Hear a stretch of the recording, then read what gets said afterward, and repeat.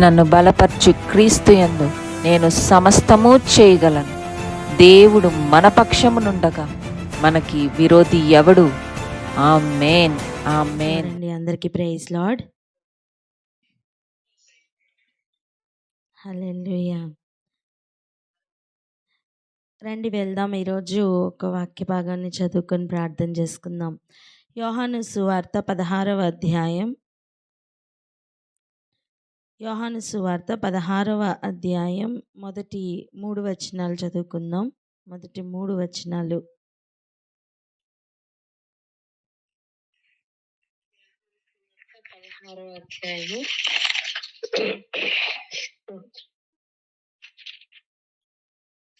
యోహాను సువార్త 16వ అధ్యాయము 1 నుండి 3 వచనాలు. మీరు అభ్యంతర పడకుండవలనని ఈ మాటలు మీతో చెప్పుచున్నాను. వారు మిమ్మల్ని సమాజ మందిరములో నుండి వెలివేయుదురు. మిమ్మల్ని చంపు ప్రతివాడు తాను దేవుని సేవ చేయుచున్నానని అనుకుని కాలం వచ్చుచున్నది. వారు తండ్రిని నన్నును తెలుసుకొనలేదు గనుక ఇలాగూ చేయుదురు. హల్లెలూయా. తండ్రిని నన్ను వారు తెలుసుకొనలేదు అని చెప్తున్న ఒక లెవెల్ ఉంది. చూడండి, అన్నమంతా వండుతున్నప్పుడు ఒక మెతుకు తీసుకుని తిన్నప్పుడు మనకు అర్థమవుతుంది అన్నం ఉడికిందా లేదా అని. ఒక శాంపుల్ మనం చూస్తాం. ఎగ్జాక్ట్గా అలాగనే తొలకరి వర్షం లేదా ఆది అపోస్తలుల కాలం ఒక శాంపుల్. దాని పూర్తి లెంత్లో మనం కడవరి వర్షపు కాలంలో చూడబోతున్నాం. హింస కావచ్చు, ఓర్పు కావచ్చు, విశ్వాసం కావచ్చు, అవిశ్వాసం కావచ్చు, నీతి కావచ్చు, అవిధేయత కావచ్చు, ఏదైనా కావచ్చు. అన్ని ఎక్స్ట్రీమిటీస్ కూడా ద వెరీ హై ఎండ్లో మనం కడవరి వర్షంలో చూస్తాం. ముందు జరిగినదంతా ఒక చిన్న అన్నం మెతుకు లాంటిది, అంటే శాంపుల్. ఎంతమందికి అర్థమవుతుంది? ఆయన చెప్తున్న మాటలు, వారు తండ్రిని నన్నును తెలుసుకొనలేదు గనుక ఇలాగ చేస్తారు. తండ్రి తన్ను తాను బయలుపరుచుకుంటే తప్ప ఎవరికి తెలీదండి. అదే కదా మనం పేతురు దగ్గర నుంచి నేర్చుకుంటూ వస్తున్నాం. ఎవరైనా తండ్రిని రీచ్ అవ్వాలంటే త్రూ యేసయ్య మాత్రమే సాధ్యం. ఇద్దరిని తెలుసుకోకుండా ఉంటే దేవుని నీతిని నెరవేర్చుట అసాధ్యం. ఎందుకంటే చూడండి, ఇక్కడ చెప్తున్న మాట, మీరు అభ్యంతర పడకుండా వలెనని ఈ మాటలు చెప్తున్నాను. ఇలా జరగబోతుందని ముందుగానే మీతో చెప్తున్నా. మీరు ఇలా జరిగేటప్పుడు మీరు అభ్యంతర పడకూడదని ముందుగానే చెప్తున్నా. మీరు షాక్ అయిపోతారు, మీరు టెన్షన్ పడతారు, అండ్ మీరు ఆగిపోయే ప్రమాదం ఉంటుంది. మీ విశ్వాసంలో కుదుపులు వచ్చే ప్రమాదం ఉంటుంది. ఎందుకు ఇలా అవుతుందని చెప్పి కదిలిపోయే ప్రమాదం ఉంది. కానీ మీకు ముందుగానే చెప్తున్నాను ఏం జరుగుతుంది, ఎలా జరుగుతుందంటే అని చెప్తున్న మాట చూడండి. 2వ వచనం, వారు మిమ్మును సమాజ మందిరములలో నుండి వెలివేయుదురు. చెప్పండి, సమాజ మందిరములలో నుండి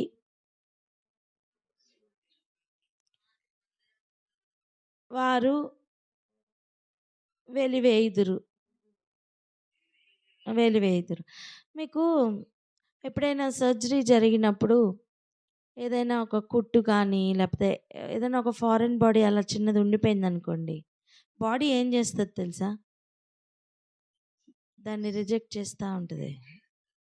దాన్ని రిజెక్ట్ చేసి సమ్‌హౌ అది బయటకొచ్చేటట్టు చేస్తది.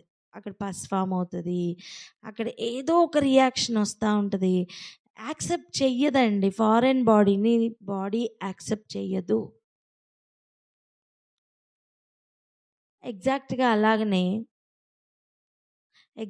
అలాగనే సమాజ మందిరం కూడా మిమ్మల్ని యాక్సెప్ట్ చెయ్యలేదు. ఓ కమాన్, అర్థమవుతుందా? నార్మల్‌గా ఒక శరీరం ఒక ఫారెన్ బాడీని ఎలాగైతే యాక్సెప్ట్ చెయ్యలేదో, అలా సమాజ మందిరం కూడా తండ్రిని ఆయనను ఎరిగిన వారిని యాక్సెప్ట్ చెయ్యలేదు. వినడానికి కఠినంగా అనిపించవచ్చు, కానీ వాక్యం చెప్తున్న సత్యం, వాక్యమైన వాడు చెప్పుతున్న సత్యం. ఇటువంటివి జరుగుతున్నప్పుడు మీరు ఆశ్చర్యపోవద్దు. ఇటువంటివి జరుగుతున్నప్పుడు మీరు అభ్యంతరపడద్దు. ముందుగానే తెలుసుకుని వెళ్ళండి. ఇప్పుడు ఒక మాట, బాడీలో ఆపరేషన్ అయింది, అంతా హీల్ అయిపోయింది అనుకున్న సమయం, ఆ చిన్న థ్రెడ్ ఎక్కడో ఉంది, దాని గురించి అక్కడ కొంచెం పసిపట్టి ఏదో జరుగుతుంది. ఆ విషయం ఆ మెడికల్ పర్సన్స్, ఆ డాక్టర్ కావచ్చు, ఆ నర్స్ కావచ్చు, ఎవరైనా సరే అది తెలిసిన వాళ్ళు అటు నుంచి వచ్చారనుకోండి, పేషెంట్ అడుగుతారు, నాకు ఇది ఏమవుతుందో నాకు తెలియట్లేదు చూడండి అనగానే డాక్టర్ గుర్తుపడతారా లేదా? ఆమెన్. అంటే ఏంటి? వాళ్ళకు ముందుగానే తెలుసు. మీకు అర్థమవుతుందా? పేషెంట్ అంటాడు, నాకేమవుతుందో తెలీదు. డాక్టర్ అంటారు, నాకేమవుతుందో తెలుసు. ఒకే టైం. మీకు అర్థమవుతుందా? ఒకే టైంలో తెలియని ఒక వ్యక్తిని చూస్తాం, తెలిసిన ఒక వ్యక్తిని చూస్తాం. అప్పుడు వారు ఏం చేస్తారు? తెలిసిన వ్యక్తి సొల్యూషన్ ఇస్తారు. ఏం చెయ్యాలి, ఫర్దర్గా ఏం చెయ్యాలి అని దానికి సొల్యూషన్ ఇచ్చి, అంటే దానికి ఏం చెయ్యాలని దాని గురించి ఆలోచన చేసి అక్కడ ఉన్న ప్రాబ్లమ్ని సాల్వ్ చేస్తారు. అవునా కదా? ఎగ్జాక్ట్గా అలాగనే రాబోతున్న దినముల్లో జరగబోతుంది అని ప్రభు చెప్తున్నారండి. ఎలా జరుగుతుందట? వారు మిమ్మును సమాజ మందిరములో నుండి వెలివేయుదురు. ఈ వెలివేయడం ఎలా జరుగుతుంది తెలుసా? లోకమంతా ఒక శరీరం అనుకోండి. సంఘం క్రీస్తు యొక్క శరీరం కదా. ఆ అవయవాలు ఎక్కడ ఉన్నా, ఆ చిన్న ఒక్క సెల్ ఉన్నా లోకం గుర్తుపడుతుంది. అది తనలో కలుపుకోలేదు. ఎగ్జాక్ట్గా అలాగనే రివర్స్లో కూడా దేవుని చేత ఏర్పాటు చేయబడి పిలుపులో ఉండి ఫలిస్తున్నవారు ఇంకెక్కడ ఉండలేరు. చేప నీరు లేకపోతే ఉండదు కదా, అలా వాక్యం లేని దగ్గర ఉండలేరు. రెండూ జరుగుతాయి. దయచేసి అర్థం చేసుకుందాం. రెండూ జరుగుతాయి. రాసి పెట్టుకోండి. సమాజ మందిరంలో నుండి మిమ్మల్ని వెలివేయుదురు.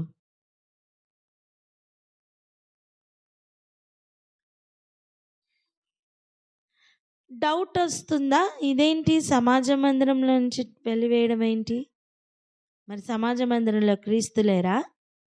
అమ్మా, ఈ మాట ఇలా రాసుకోండి.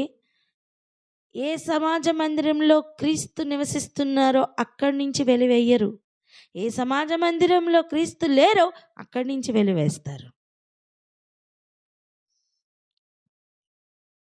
గుర్తుపట్టండి. ఈ ప్రయాణం వింతైన ప్రయాణం. చెప్దామా మాట?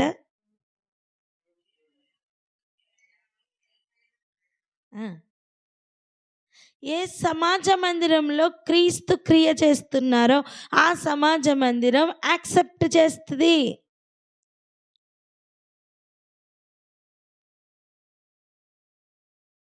ఫారెన్ బాడీని ఏది యాక్సెప్ట్ చేయదు. యేసు ప్రభు చెప్తున్నారు, ఏ సమాధానమును కలిగి చేయవచ్చి తిని అనుకుంటున్నారా? కాదు, అగ్ని వేయవచ్చి తిని అంటారు. సమాధానం కలిగి చేయుటకు వచ్చాను అనుకుంటున్నారా? కాదు, ఖడ్గమునే వేయుటకు వచ్చానంటారు. అర్థం ఏంటి? అప్పటి వరకు ఏది తెలీదు, కానీ భేదం అనేది యేసయ్య రాగానే స్టార్ట్ అయిపోతుంది. అప్పటి వరకు అబద్ధాలన్నీ ముసుగు వేసుకుని చక్కగా చలామణిలో ఉంటాయి. సత్యం ఎంటర్ అవ్వగానే సత్య సంబంధి ఎవరో, లోక సంబంధి ఎవరో తేటగా తెలిసిపోతుంది. లోక సంబంధులు సత్య సంబంధులతో ఉండలేరు. పలుకుతారా మాట?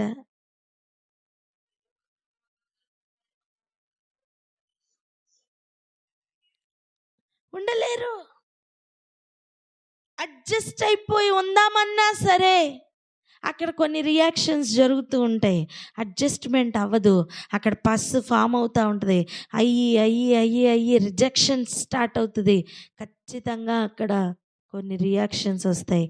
బయటికి కనపడడానికి ముందే లోపల కొన్ని క్రియలు జరుగుతూ ఉంటాయి. ఇక్కడ ప్రభు అటువంటి సిచ్యువేషన్స్ని చెప్తున్నారు. మీరు అటువంటి సమయం అభ్యంతర పడద్దు. మీరు టెన్షన్ తీసుకోవద్దు. మీకేం జరుగుతుందో మీరు అర్థం చేసుకోండి, మీరు గ్రహించండి. మీరు లోకానికి సూచన అయి ఉన్నారు.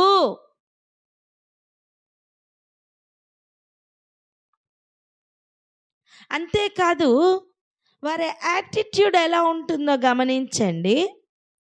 మిమ్మును చంపు ప్రతివాడు తాను దేవునికి సేవ చేయుచున్నానని అనుకొను కాలం వచ్చుచున్నది. మిమ్మల్ని ఇబ్బంది పెడతారు, హింస పెడతారు, చంపుతారు.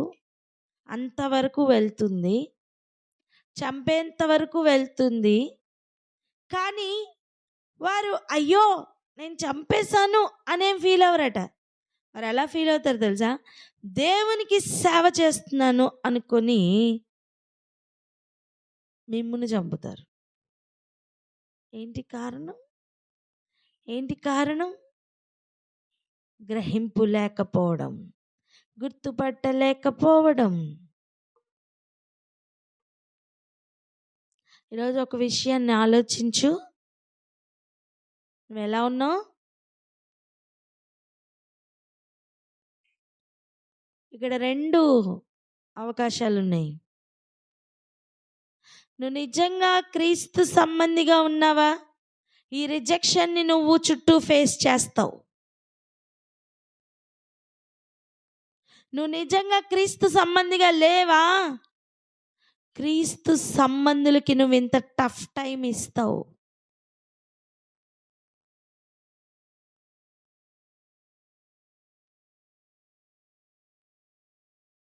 రెండు యాంగిల్స్ ఈరోజు అర్థం చేసుకోవాలి. ఒకటి, నీకు ఇబ్బందులు కలిగినప్పుడు నువ్వు గుర్తుపట్టు, అభ్యంతర పడకు. 2, నువ్వు గుర్తుపట్టలేదా, నువ్వు ఇబ్బందులు పెట్టే బ్యాచ్లో ఉంటావు. మళ్ళీ అనుకోవడం మాత్రం ఇద్దరు దేవునికే సేవ చేస్తున్నారు. కానీ పొసగదు. అడ్జస్ట్ అయ్యి ఓకే ఓకే అని ఉండడం అవ్వదు. కలిసి మెలిసి ఉండడం అవ్వదు.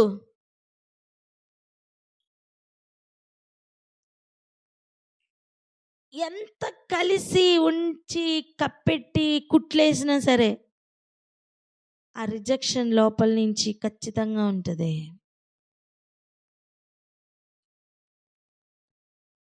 ఇలా జరుగుతున్నప్పుడు మీరు అభ్యంతర పడద్దు అని ఒక హింట్ ఇస్తున్నారు. వినిపిస్తున్న మాటలు ఎలా ఉంటాయో తెలుసా? మేము దేవునికి సేవ చేస్తున్నాం, అందుకే నిన్ను వెళ్ళగొడుతున్నాం అంటారు.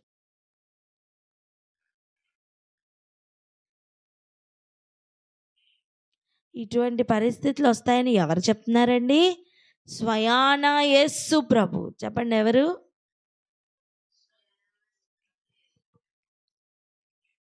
స్తోత్రం.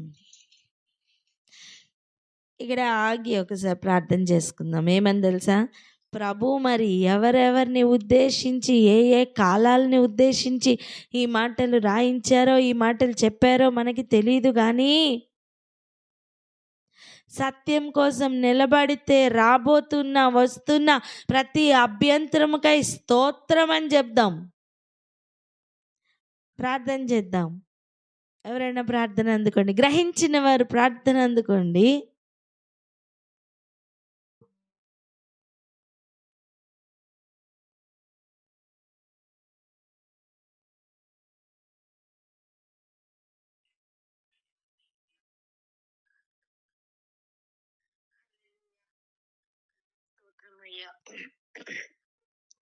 స్తుతులు రాజా, స్తోత్రాలు నాయన, స్తోత్రాలు మా తండ్రి, స్తోత్రం మా ప్రభా నాయన, స్తోత్రం తండ్రి. మేము అభ్యంతర పడకుండా ఉండాలని ప్రభా నాయన మీరు మాకు ప్రభా నాయన ఎలక్ట్ చేస్తున్నటువంటి విధానం కొరకు వందనాలు ప్రభా. స్తుతులు రాజా, స్తోత్రాలు నాయన, స్తోత్రాలు మా తండ్రి ప్రభా నాయన. దేవుని పిల్లలుగా, నిజమైనటువంటి దేవుని పిల్లలుగా మీరు ఉంటే కనుక ప్రభా నాయన మీరు సమాజ మందిరంలో నుంచి వెలివేయబడతారని ప్రభా నాయన స్తోత్రం తండ్రి, స్తోత్రం రాజా. మరి తాను దేవుని సేవ చేస్తున్నానని స్తోత్రం తండ్రి అనుకుంటూ ప్రభా నాయన దేవుని పిల్లల్ని ప్రభా నాయన తండ్రి ప్రభా నాయన చంపుతున్నటువంటి ఒక కాలము ప్రభా. స్తోత్రం తండ్రి, స్తోత్రం అయ్యా. వస్తున్నదని ప్రభా నాయన స్తోత్రం తండ్రి. అది వచ్చి ఉన్నదని ప్రభా నాయన కొన్ని సంఘటనల ద్వారా ప్రభా నాయన మీరు చెప్పిన మాట నాయన నెరవేర్పులో మేము చూస్తుండగా తండ్రి స్తోత్రం అయ్యా. స్తుతులు రాజా, స్తోత్రాలు నాయన. వారు తండ్రిని నన్ను నువ్వు తెలుసుకోలేదు కనుక వాళ్ళు ఇలాగను చేస్తారని ప్రభా. స్తోత్రం తండ్రి. నిజముగా దేవుని యొక్క ఆజ్ఞానుసారం జీవించేటటువంటి వారు, నిజముగా దేవుని యందు విశ్వాసం ఉంచినటువంటి వారు ప్రభా. స్తోత్రం తండ్రి, స్తోత్రం అయ్యా. వారు నాయన నచ్చినటువంటి స్థితిలో తండ్రి ప్రభా నాయన స్తోత్రం తండ్రి నాయన ఆ సమాజం నుంచి వెలివేయబడతారని ప్రభా. స్తోత్రం తండ్రి. మీ వాక్యం సెలవిస్తుండగా తండ్రి ప్రభా నాయన నిజముగా వాక్యం కలిగినటువంటి వారు వెలివేయబడుతున్నటువంటి కాలము ప్రభా. స్తోత్రం తండ్రి, స్తోత్రం అయ్యా. అది ప్రభా నాయన వాళ్ళు యాక్సెప్ట్ చేయక వాళ్ళు రిజెక్ట్ చేస్తున్నటువంటి దినములు ప్రభా. స్తోత్రం తండ్రి. వెలివేస్తున్నటువంటి కాలము ప్రభా. స్తోత్రం తండ్రి, స్తోత్రం అయ్యా. స్తోత్రం తండ్రి. పూర్తిగా ప్రభా నాయన మాటలను మీ వాక్యాన్ని డైల్యూట్ చేసి ప్రభా. స్తోత్రం తండ్రి, స్తోత్రం అయ్యా. స్తోత్రులు రాజా, స్తోత్రాలు నాయన. వేరే రీతిగా జీవించి ప్రభా నాయన నిజంగా జీవిస్తున్నటువంటి వారిని వెలివేసి ప్రభా నాయన చంపుతున్నటువంటి కాలం తండ్రి. స్తోత్రం అయ్యా. స్తోత్రులు రాజా, స్తోత్రాలు నాయన. స్తోత్రాలు మా తండ్రి. ఇది మాకు నాయన మాకు గ్రహింపులోనికి రావటానికి ప్రభా నాయన మీరే కృప దయచేయండి తండ్రి. మీకు వందనాలు ప్రభా. స్తుతులు రాజా, స్తోత్రాలు నాయన. స్తోత్రాలు మా తండ్రి, స్తోత్రం మా ప్రభా. స్తోత్రం తండ్రి ప్రభా నాయన.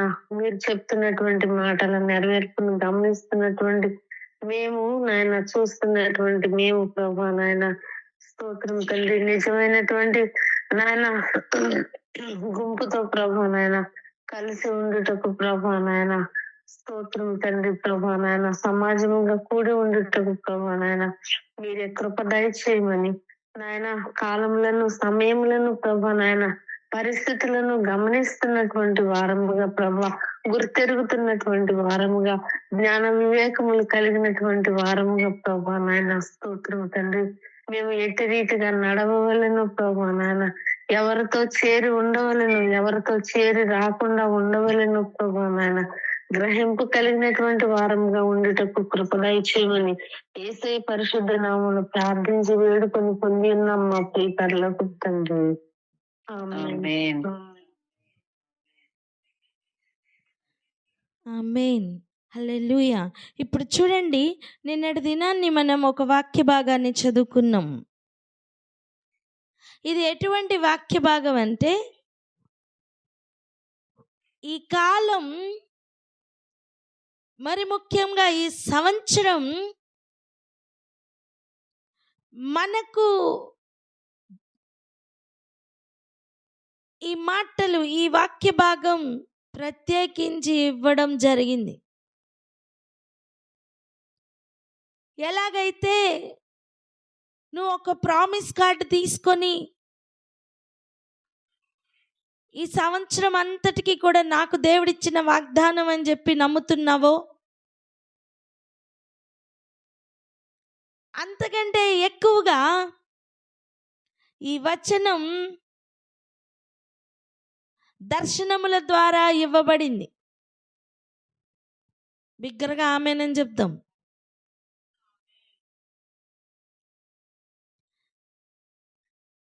ఇది మనుష్యుల చేత ఏర్పాటైనది కాదు. ఎంతమంది నమ్ముతున్నారు? హల్లెలూయా. ఇది మనుషుల చేత ఏర్పాటైనది కాదండి. ఇది, ఈ వాక్య భాగం వాగ్దాన పూర్వకంగా దర్శనాలతో దేవుడు మన ఆర్గనైజేషన్కి ఇచ్చారు. ఆమేన్. అర్థమవుతుందా? నిన్న మనం విన్న వాక్యం, ఎవరైనా వినకపోతే దయచేసి నిన్నటిది వినండి, యూట్యూబ్లో అవైలబుల్గా ఉంటుంది, వినండి. కానీ ఈరోజు ఆ మాట మన జీవితంలో నెరవేర్పు మనం చూడాలి. ఆమేన్. చూడండి, జాబ్ రావడం పెద్ద గొప్ప కాదు, కానీ ఆ జాబ్లో మన రిటైర్మెంట్ డే చూడడం గొప్ప. ఎందుకు చెప్పండి? మధ్యలో ఎంతోమంది రాలిపోతారు, మధ్యలో ఎంతోమంది ఆగిపోయే ప్రమాదం ఉంటుంది. ఎంతమంది కంటిన్యూ చేస్తారో తెలీదు. ప్రతి ఒక్కళ్ళు రిటైర్మెంట్ ఏజ్ వరకు ఉంటారని గ్యారంటీ లేదు. అలా ఫిజికల్గా మనం ఎలా అయితే ఈ లోకంలో అటువంటివి చూస్తున్నామో, అలా అపాయింట్మెంట్ వచ్చింది, కానీ నిలిచి ఉండాలని ప్రభు కోరుకుంటున్నారు. ఆమేన్. రాబోతున్న కుదుపులు ఎలా ఉంటాయో ఇక మనకి చెప్తున్నారు. అపాయింట్మెంట్ తీసుకున్నావు, నువ్వు దేవుని పనిలో ఉన్నావు, దేవుని కొరకు నిలబడాలనుకుంటున్నావు. 3 విషయాలు ఒకటి మనం నేర్చుకున్నాం. 1, ఫలించాలి. 2, ఫలము నిలిచి ఉండాలి. 3వది, నువ్వు తండ్రిని ఆయన పేరట ఏది అడిగినా ఆయన ఇవ్వడానికి సిద్ధంగా ఉన్నారు కనుక అడగాలి. అందుకే ఏర్పాటయ్యావు, అందుకే నియమించబడ్డావు. నీ అపాయింట్మెంట్, నీ జాబ్ డిస్క్రిప్షన్ ఏంటో నీకు అర్థమైంది కదా? అర్థమైంది. సో ఇప్పుడు అలా వెళ్తున్నప్పుడు, అలా కదులుతున్నప్పుడు, ఇక ఫ్యూచర్లో ఏం జరుగుతుంది, ఎటువంటి ఇబ్బందులు రాబోతున్నాయి? ఎందుకంటే నువ్వు బండ మీదన్నా ఇల్లు కట్టు, ఇసుక మీదన్నా ఇల్లు కట్టు, ఇల్లు కడుతున్నావా, తుఫాను వస్తుంది.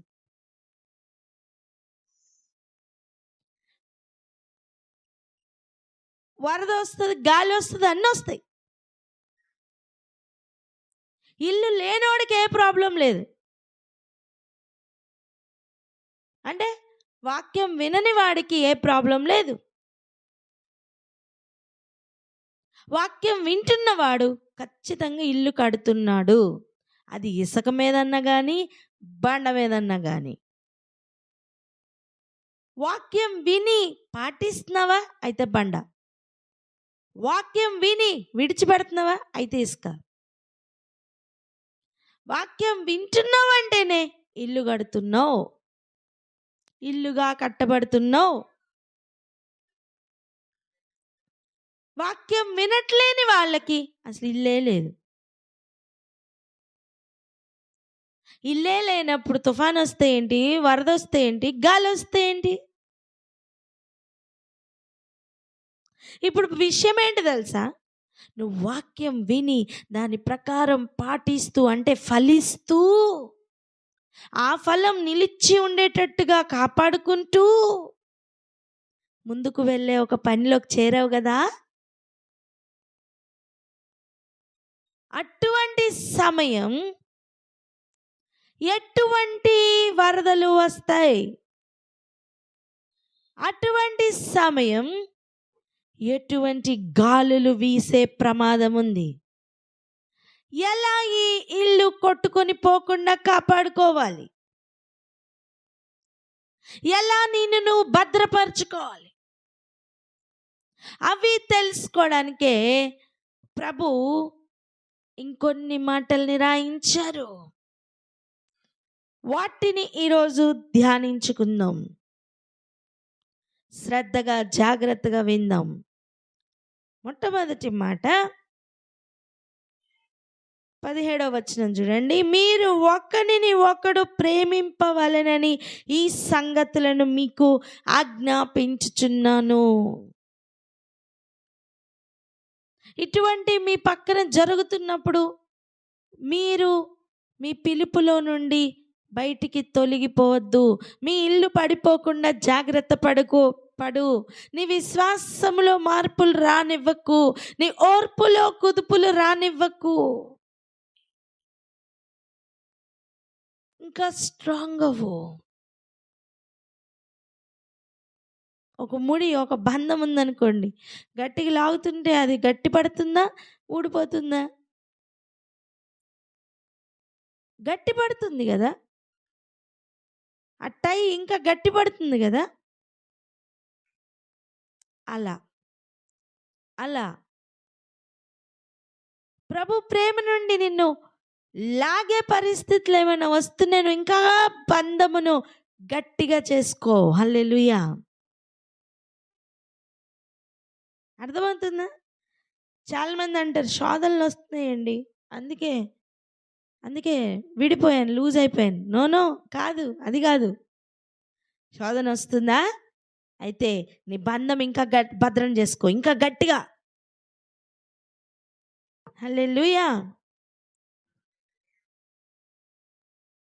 ఇంకా చూడండి, ఒకరినొకరు ప్రేమించుకోవాలట. ఏం చేయాలట? హల్లెలూయా. ప్రేమించుకోవాలని, ప్రేమలో ఉండాలని ఈ సంగతులను ఆజ్ఞాపిస్తున్నారట. ఇందుకే ఏం చెప్తున్నారు వినండి. 18వ వచనం. లోకము మిమ్మను ద్వేషించిన ఎడల మీకంటే ముందుగా నన్ను ద్వేషించెనని మీరు ఎరుగుదురు. మీరు ఈ లోక సంబంధులైన ఎడల లోకము తన వారిని స్నేహించును, అయితే మీరు లోక సంబంధులు కారు. నేను మిమ్మును లోకంలో నుండి ఏర్పరచుకొంటిని. హల్లెలూయా. లోకం మిమ్మల్ని ద్వేషించడానికి ఏకైక కారణం దేవుడు ఏర్పాటులో నువ్వు ఉన్నావు. లోకంతో పాటు కొట్టుకుని పోయేటప్పుడు లోకంతో ఏ ప్రాబ్లం ఉండదు. ఆచార వ్యవహారాల్లో కొట్టుకుని పోయేటప్పుడు ఏ ప్రాబ్లం ఉండదు. ఈ లోక నీతిని అనుసరిస్తూ లోకానుసారంగా అలా కొట్టుకుని పోతుంటే ఏ ప్రాబ్లం ఉండదు. కానీ నువ్వు పవిత్రపరచబడి పరిశుద్ధపరచబడుతూ నీ విశ్వాసాన్ని కాపాడుకుంటూ నువ్వు ఫలిస్తూ ఆ ఫలం నిలిచి ఉంటూ నువ్వు తండ్రిని ఎరుగుతూ కుమారుని ద్వారా తండ్రిని చేరుతున్నావా, అప్పుడు స్టార్ట్ ప్రాబ్లమ్స్ అనేవి. నాకే ప్రాబ్లం లేదండి, అయితే చెక్ చేసుకోమ్మా, నువ్వు కరెక్ట్గానే వెళ్తున్నావు లేదో. అర్థమవుతుందా? చెప్పండి పక్క వారితో, అయితే చెక్ చేసుకోమ్మా, కరెక్ట్గానే ఉన్నావో లేదో అనండి.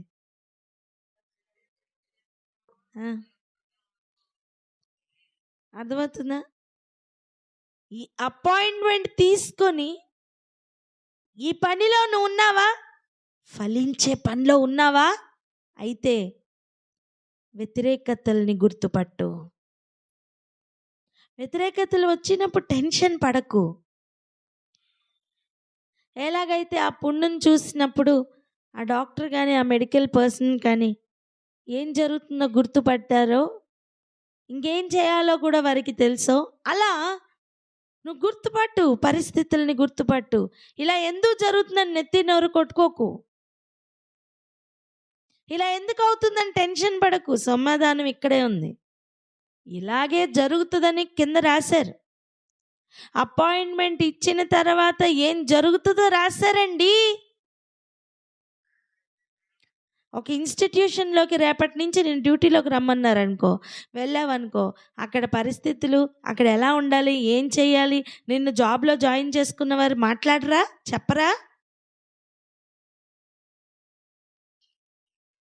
కనీసం ఏ ఇన్స్ట్రక్షన్ ఇవ్వకుండా నీకు అపాయింట్మెంట్ ఆర్డర్ ఇచ్చి కమాన్ జాయిన్ ద జాబ్ అని చెప్తారా? చెప్పరు.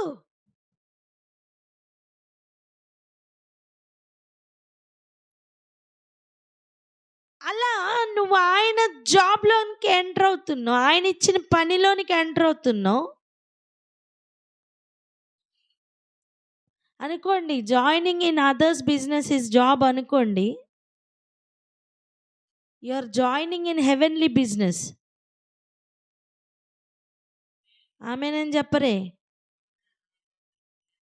పరలోకంలో నీ చిత్తం భూమి మీదకి నెరవేర్చబడడానికి నేనున్నాను ప్రభువా అనడమేనండి జాబ్లో జాయిన్ అవ్వడం.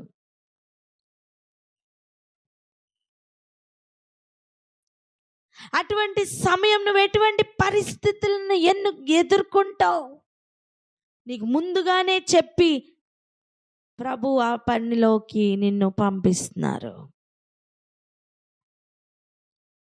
ఏం చెప్తున్నారు? లోకం మిమ్మును ద్వేషించిన ఎడల మీకంటే ముందుగా నన్ను ద్వేషించెనని మీరు ఎరుగుదురు. మరి ఎవరిని స్నేహిస్తుంది? లోకం తన వారిని స్నేహిస్తుంది.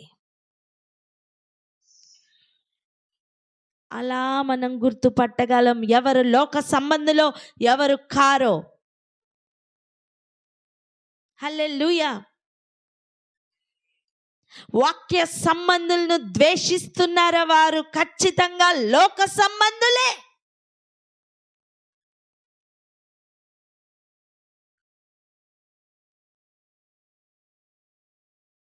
మూడు నాలుగు మార్గాలు లేవండి.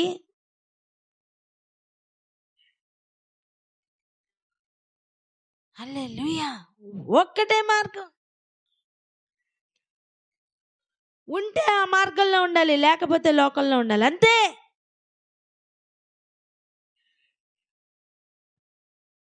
అయితే ఇరుకైన మార్గం లేదా విశాల మార్గం, మూడో ఆప్షన్ లేదు.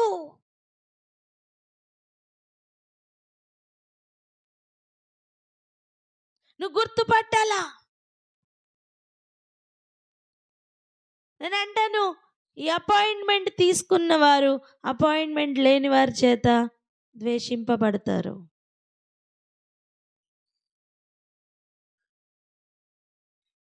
చూడండి, నీకు ఒక జాబ్ రాగానే జాబ్ రాని వాళ్ళు అసహ్యపడదురా? ఎన్నిసార్లు రాసినా రావట్లేదు అనుకోండి, వాళ్ళకి ఒక రకమైన తెలియని ఒక జలసీ లోపల ఉండదా?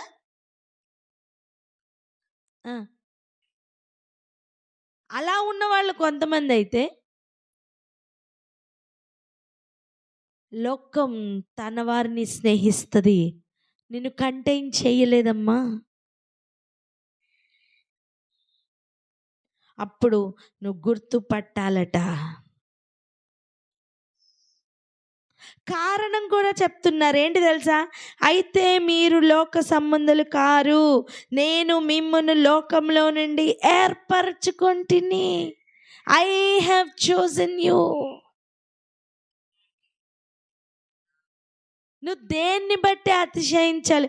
నన్ను లోకం ద్వేషిస్తుంది అని ఏడుస్తావా?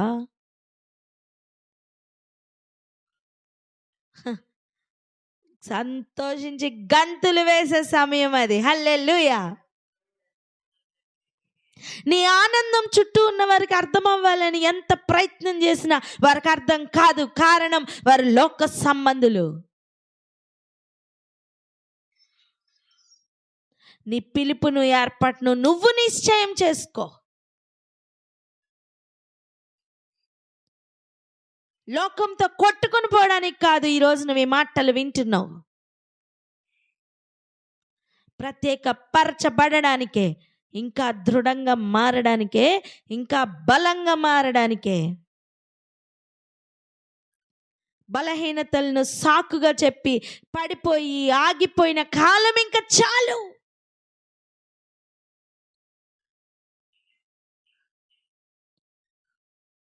రా బయటికి, నీ పిలుపులోనికి రా, ఏర్పాటులోనికి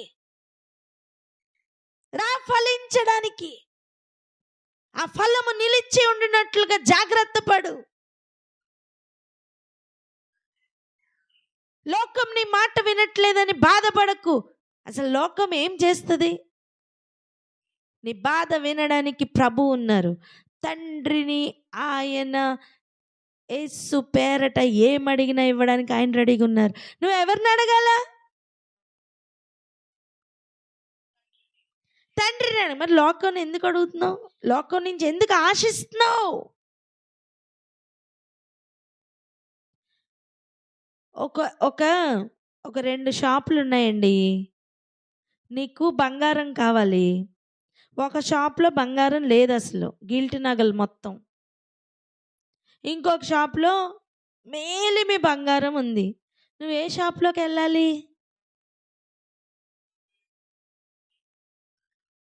ఎక్కడికి వెళ్ళడానికి కష్టపడాలి? అక్కడికి వెళ్ళాలి. నువ్వు గిల్ట్ నగల దగ్గరికి వెళ్ళి ఇక్కడ బంగారం ఇవ్వండి, ఇక్కడ బంగారం ఇవ్వండి, ఇక్కడ బంగారం ఇవ్వండి అంటే ఆడి దగ్గర లేదు, ఎలా ఇస్తాడమ్మా? Same design as it is దించుతాడు, కానీ అది బంగారం కాదు. ఇంకా బంగారం కంటే ఎక్కువ మెరుగులు కూడా పెట్టగలడు, ఇంకా ఎక్కువ కలర్ కూడా వేయగలడు, కానీ అది బంగారం కాదు.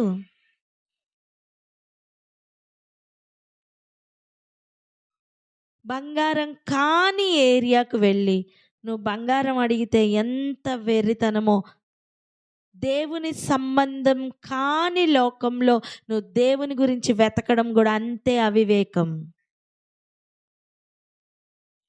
నువ్వు అబద్ధంలో ఉంటూ సత్యాన్ని వెతకడం అంతే. అబద్ధం స్టోర్ ఒకటి, సత్యం స్టోర్ ఒకటి. చెప్పండి.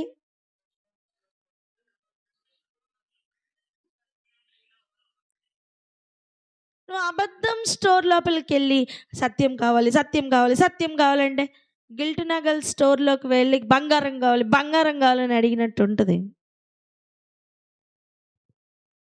లోకంలో దేవుడు నీకు దొరకరు. లోకంలో నుంచి ఏర్పాటు చేసుకొని దేవుడు తనదైన శైలిలో తన ప్రత్యేకమైన మార్గంలో నడిపించాలని ఆశపడుతూ చెప్పుతున్న ఈ అపాయింట్మెంట్ ఆర్డర్ తీసుకున్న మార్గంలో వెళ్తావా? అయితే ఫలించు. ఏంటి ఫలం? ఏంటి ఫలం? విత్తబడుతున్న వాక్య ప్రకారం బ్రతకడమే ఫలం. అర్థం, విత్తబడుతున్న వాక్యం నీ జీవితంలో కనపడాలి, అది ఫలం. ఒక విత్తనం, ఒక గోధుమ గింజని పాతేవమ్మా, అది ఫలం అంటే ఏంటి? మొక్క రావాలి, మొక్కలో నుంచి అదే విత్తబడిన అదే యాజ్ ఇట్ ఈజ్ రూపం బయట కనపడాలి. అదే అప్పుడు ఫలం. నువ్వు వాక్యం వింటున్నావు కానీ ఫలం కనబడట్లే. అప్పుడు ఇంట్లో వాళ్ళు ఏమంటారు తెలుసా? ఎంత వాక్యం వింటున్నావు, ఏం ప్రయోజనం? అర్థం ఏంటి తెలుసా? గుర్తుపట్టు, నువ్వు ఫలించట్లేదు. నానా లోకం నీకు సూచన అయి ఉంది. లోకం చెప్పేస్తుంది నువ్వు ఫలిస్తున్నావు లేదో. నీ ఫలం ఉందా లేదా నువ్వు గుర్తుపట్టే పరిస్థితులు ఇవన్నీ. ఇది లోకాన్ని జడ్జి చేయడానికి కాదు. ఆ కాలం ముందు వెయిట్ చేయి.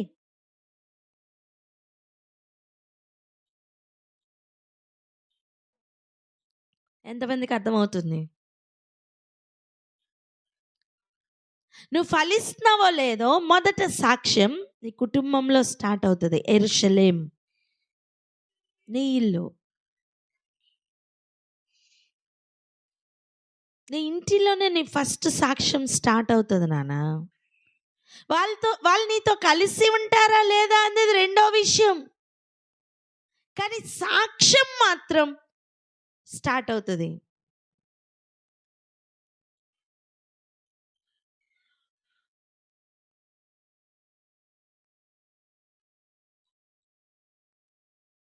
మీకు అర్థమవుతుందా?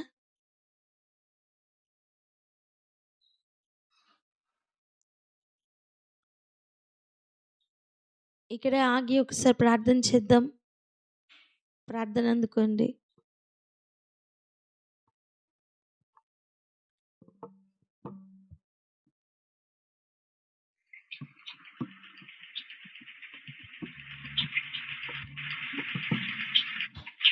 హల్లెలూయా.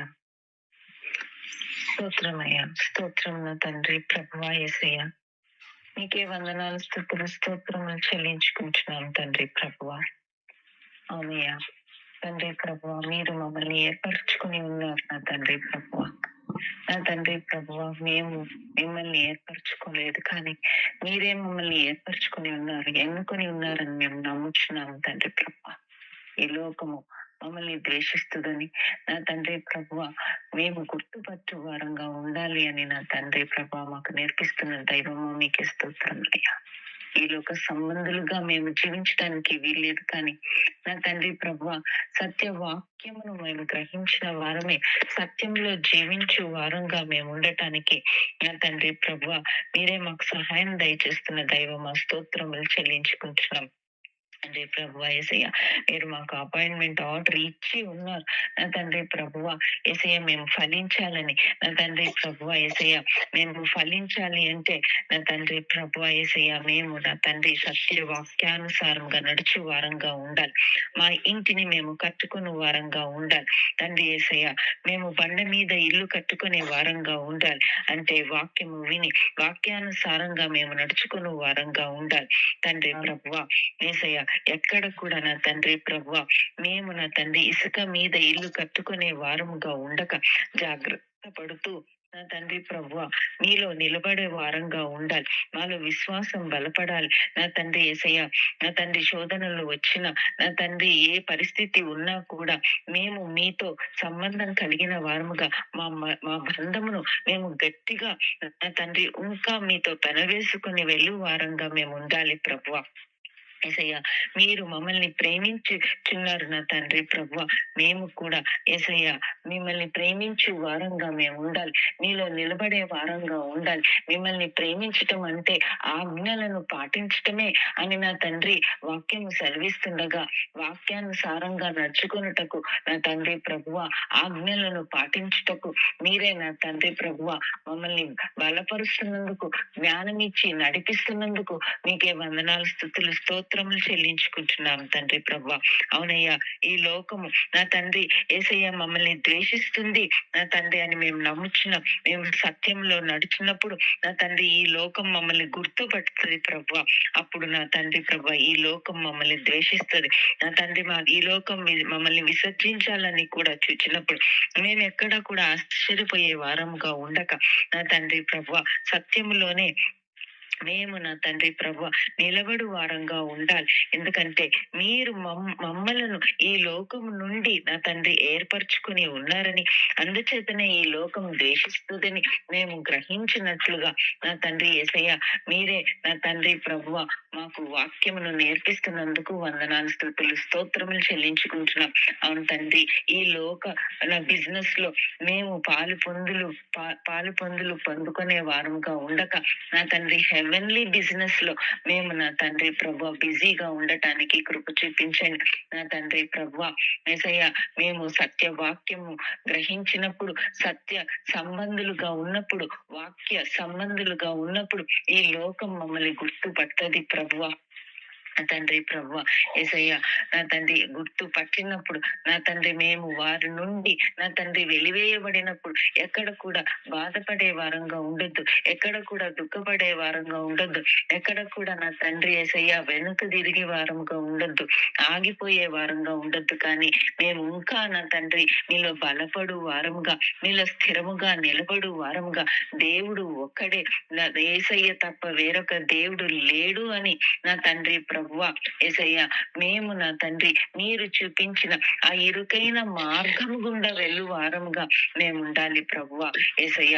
అవునయ్యా, ఎప్పుడైతే మేము ఆ ఇరుకైన మార్గం నుండి వెళ్తున్నప్పుడు ఈ లోకం మమ్మల్ని కంటైన్ చెయ్యలేదు ప్రభువా, మేము అది గుర్తు పట్టిన వారముగా మీ యందు సంతోషించు వారంగా మేము ఉండాలి ప్రభువా, మీలో ఆనందించు వారంగా మేము ఉండాలి. మా ప్రతి బలహీనతల నుండి మేము బయటికి వచ్చి నా తండ్రి మీ కొరకు నిలబడు వారంగా మేము ఉండాలి తండ్రి యేసయ్య. విత్తబడిన నా తండ్రి విత్తనమును బట్టి మేము ఫలించే వారంగా ఉండాలి. అవును ప్రభువా, ఎప్పుడైతే ఫలము వస్తుందో అప్పుడే నా తండ్రి మేము ఫలించిన వారముగా ఉంటాము కనుక నా తండ్రి ప్రభువా మేము నా తండ్రి ప్రభువా యేసయ్య ఫలించు వారముగా ఉండాలి. నా తండ్రి మా ఫలము నా తండ్రి ప్రభువ మా ఇంటి నుండే ఒక సాక్ష్యముగా మొదలవుతుందని మీరు వాక్యం సెలవిస్తుండగా అవును నా తండ్రి ప్రభువ మేము నా తండ్రి ప్రభువ ఫలించు వారంగా ఉండాలి.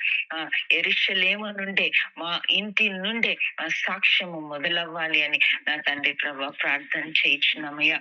నా తండ్రి ప్రభువ యేసయ్య మీరే నా తండ్రి ప్రభువ మమ్మల్ని ఏర్పరచుకున్నందుకు, మేము ఫలించు వారముగా మీరు మమ్మల్ని ఆశీర్వదిస్తున్నందుకు, మీలో మమ్మల్ని నిలబెట్టుతున్నందుకు మీకే వందనాలు, స్తుతులు, స్తోత్రములు చెల్లించుకుంటున్నాం తండ్రి.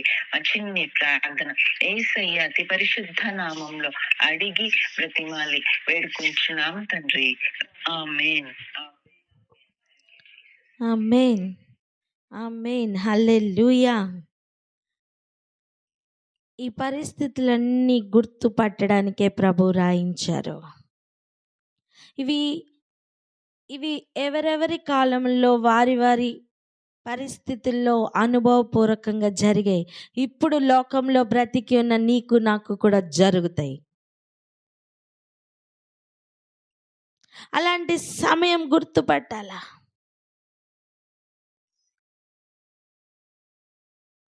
చివరిగా ఒక్క మాట ఈ రోజుకి వినండి. ఫలించడం, ఫలము నిలిచి ఉండడం. పలకన్నమాట.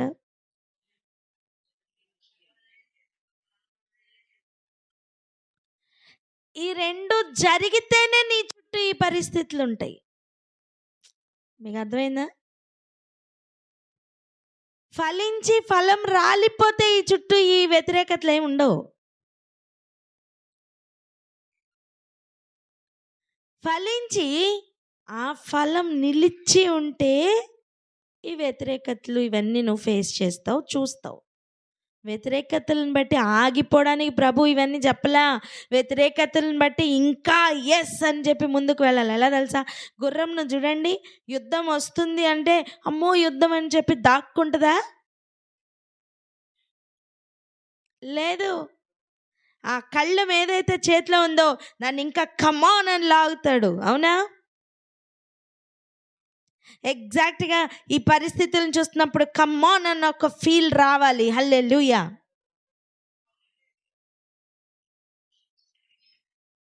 ఈ పరిస్థితులను చూస్తున్నప్పుడు నీ లోపల ఉత్సాహం ఎలా ఇవ్వాలి తెలుసా? Yes, this is the way అని చెప్పి ఇంకా బలముగా ముందుకు వెళ్ళాలి. ఆమేన్. హల్లెలూయా. ఇవన్నిటికంటే ముందు ఫలిస్తున్నామా లేదా ఈరోజు చెక్ చేసుకుందాం. నీ హృదయం లోపల విత్తబడుతున్న వాక్యం యొక్క రూపం నీ జీవితంలో నుండి మల్టీ ఫోల్డెడ్గా కనపడాలి నాన్న.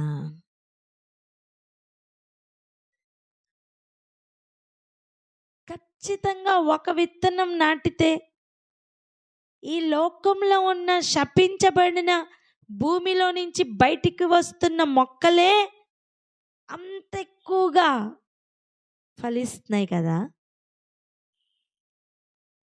ఆ భూమికి శాపం ఎందుకు వచ్చింది? ఆదాము మాట వినలేదనే కదా, అంటే మనమే కదా.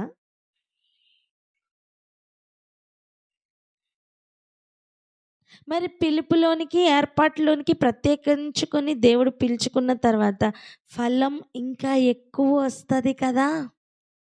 నేనేమంటున్నానంటే వాక్యం వింటున్నాం, వాక్య ప్రకారం బ్రతకడానికి చాలా అభ్యంతర పడుతున్నాం కదా. అమ్మో ఎంత కష్టంగా ఉంది, అమ్మో ఈ వాక్యం ఇలా పాటించాలంటే కష్టమే, ఈ లోకంలో అవ్వట్లేదన్న ఫీలింగ్లో ఉన్నావు కదా.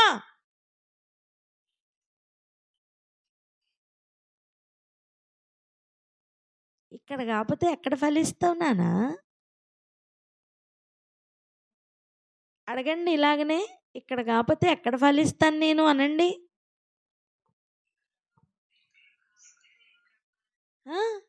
నేను ఫలించడానికి ఫేవరబుల్ కండిషన్స్ లేవట, అవునా?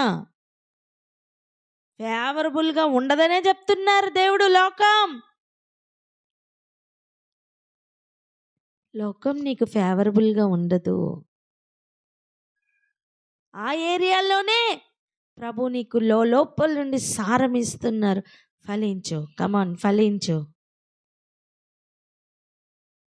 విత్తబడుతున్న వాక్యం యాజ్ ఇట్ ఈజ్ జీవితంలో మల్టీ ఫోల్డెడ్గా ఫలం వస్తుందా లేదా చెక్ చేసుకుంటూ ముందుకు వెళ్దాం. ఆ ఫలం నిలిచి ఉండాలనే ప్రభు అపాయింట్మెంట్ ఇచ్చారు. దా పనిలోనే నిమగ్నం అవుదాం.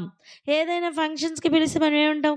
సెలవు లేదండి, జాబ్కి ఇంకా నాకు సెలవు లేదండి అని చెప్పేస్తాం కదా. నిర్దాక్షిణ్యంగా చెప్తావా లేదా?